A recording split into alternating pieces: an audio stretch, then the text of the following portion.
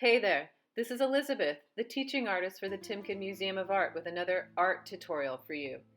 Today we're going to be celebrating Aztec culture by drawing an Aztec pyramid.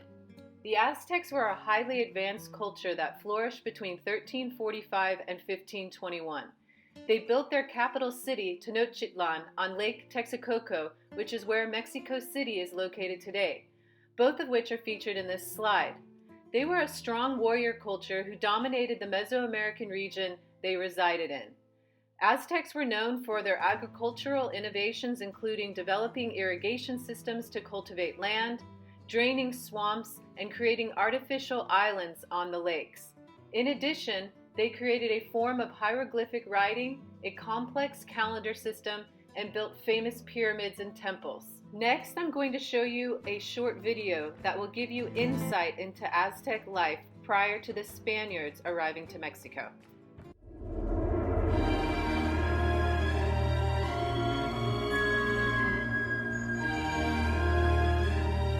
Tenochtitlán, la capital del Imperio Mexica. Una ciudad que haría palidecer de envidia a muchas capitales europeas. Una joya en mitad del lago de Texcoco.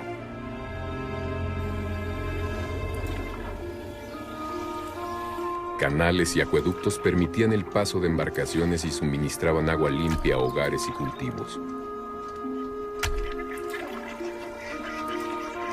Las chinampas, huertas flotantes, suministraban verduras y flores a la ciudad.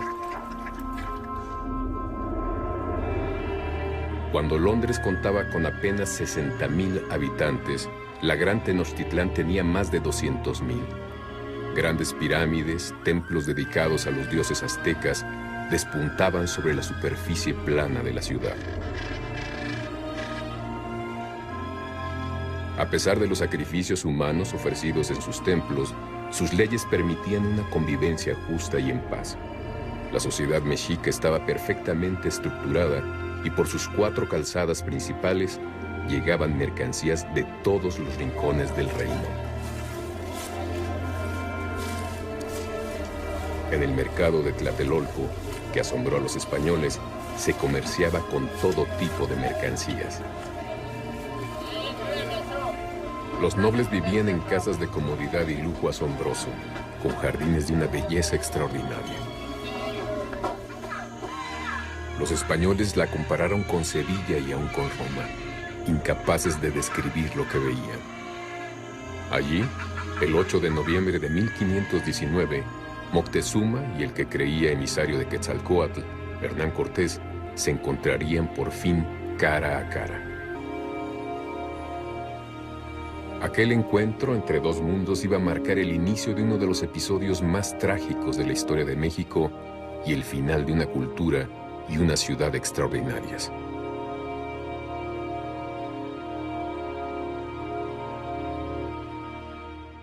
To celebrate this wonderful culture, we are going to create one of their pyramids, and here's an example of what we're going to make today. But before we get started, I need to make sure you have all the art supplies you need. You will need a ruler, pencil, paper, and colored pencils. All right, let's get started. Please orient your paper landscape and draw me a horizon line with 2 vanishing points on either end. The horizon line will be in the upper half of the paper. After that, I want you to draw me a center line that's a little bit left of center in the paper. It will be about 3/4 of an inch from the top and about 2 inches from the bottom. Next, at the top of that center line, draw 2 diagonal lines that don't go lower than the bottom of that center line. After that, you're going to go to the bottom of that center line and line up the bottom of the center line with the far right vanishing point and draw a line to draw the base of the pyramid. Then you will repeat the same step on the other side. Next, go ahead and erase away the horizon line that goes through the pyramid. Next, you're going to draw 12 hatch marks going down the center of the pyramid. The first 2 will be wider than the hatch marks in between. Make sure there's a 2-inch gap in between the base of the pyramid and the last hatch mark. Next, we are going to draw diagonal lines from those hatch marks and line them up with the vanishing points on the left side and the right side. You're going to be repeating this same step over and over like I'm doing in the slide, lining up the ruler with the hatch mark and the corresponding vanishing point and drawing a line. Keep the lines within the pyramid.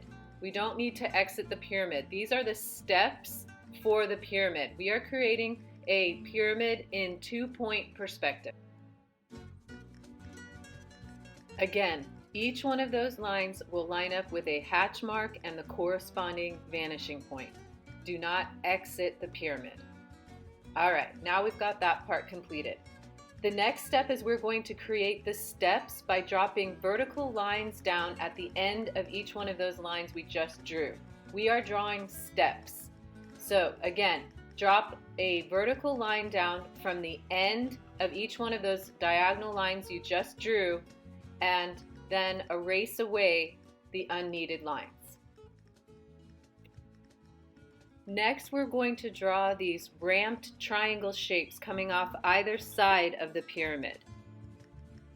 To do this, start at the top of the center line you initially drew and draw 3 diagonal lines. 2 of those diagonal lines will be closer together and 1 will be further apart. We're drawing the side of this triangle shape as well as the top.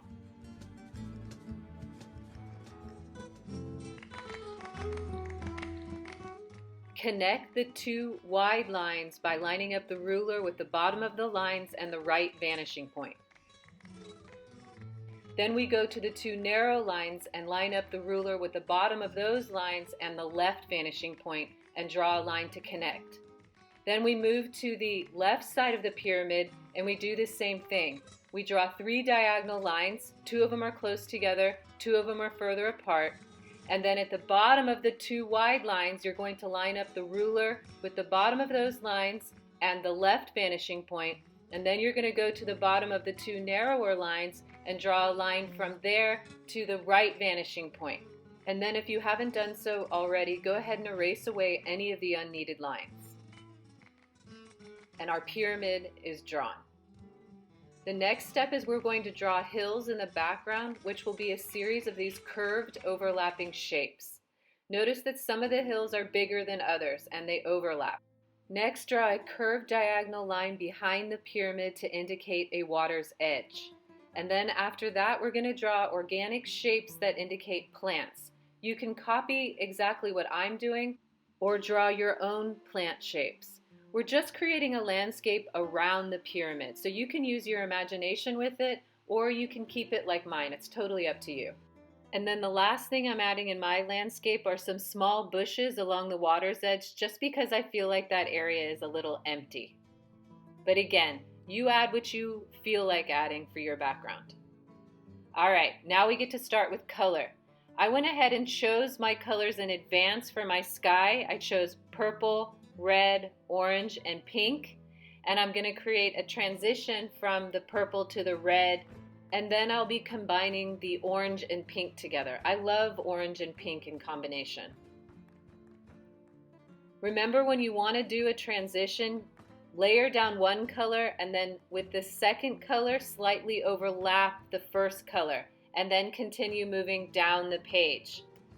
And then a good way to harmonize your color is to go over all the colors in the sky, for example, with one color, so everything starts to harmonize. So I'm going to use that pink over my entire sky, and that will harmonize all the colors together.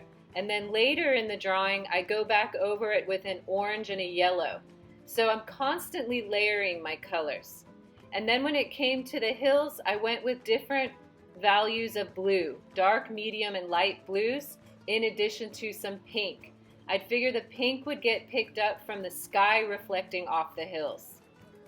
I also like to make sure that I have a little bit of variety in value, meaning how light or dark the colors are.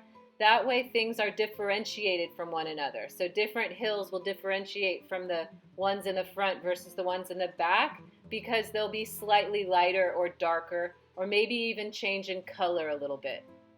The next thing I did was to fill in the water, the lake that's surrounding the pyramid. I just used a straight blue. Later on, I'll add some pink on top. Then I went to the bushes in the background and used green. And now I'm using the brown to cover all of the ground. But this won't be the only color I add to the ground. I'm also going to be adding yellow on top of it, as well as some blue later on. As I was filling in the ground, I realized I was kind of losing the drawing of my pyramid. So I came back in with a brown colored pencil and redrew the entire pyramid so that I wouldn't lose my drawing. Now I'm adding that yellow on top of the brown, and then I've moved on to the green for the flowers and the plants. So the flower stems are green and the plant leaves are green. Again, have a variety of greens so that they differentiate from one another. The leaves will differentiate from one another, just like the hills. We don't want to color them in all the same color and all the same value, because then the forms won't differentiate from one another. Moving on to the pyramid, I used just a yellow, and notice that I'm just filling it in fairly quickly, all with this yellow color. Then I'm going to come back with a purple on top of that yellow. It's kind of like a magenta for the darker value of that yellow. I'm figuring that the back side of this pyramid is catching less light, far right side of the pyramid. So notice that I layer it pretty generously. I'm not trying to stay in the lines for each one of those steps. You can almost go straight over the lines if you've drawn them dark enough with the color, so you don't have to individually color in each step. Later on, you could come back with a darker color and redraw or trace over your pyramid so that you don't lose the drawing. But the way that I did it was straight over the top in some areas, and then in other areas I would color in between the lines, but I didn't feel like I had to be perfect about it. Now, to give some brightness and to feel like maybe this pyramid was painted, I started using a really bright yellow. But then I toned down that bright yellow with some brown and with some orange. In addition, I'm using a light blue on top of the orangey yellow colors because orange and blue are complementary colors. So when you use them in tandem in a picture, it's a great way to gray down a color, including that yellow on the right side of the pyramid. I'm putting some of that light blue on the light side. Now I've moved on to the darker blue for the shadowed side of the picture. I'm figuring the pyramid is casting a shadow to the left a little bit. So I'm layering the blue on top of the brown. Now I'm coming up to the sky and adding the yellow over the entire sky to make it glow. And then I went ahead and added red on top of the blue water because I figured the sky would be reflecting onto the water. Now moving back to the ground and layering on more brown. Again, the more layers you can add to your colors, the better, and the more depth you'll get in your picture. You may choose to use the colors I'm using, but you're not bound to it, so please feel free to be creative.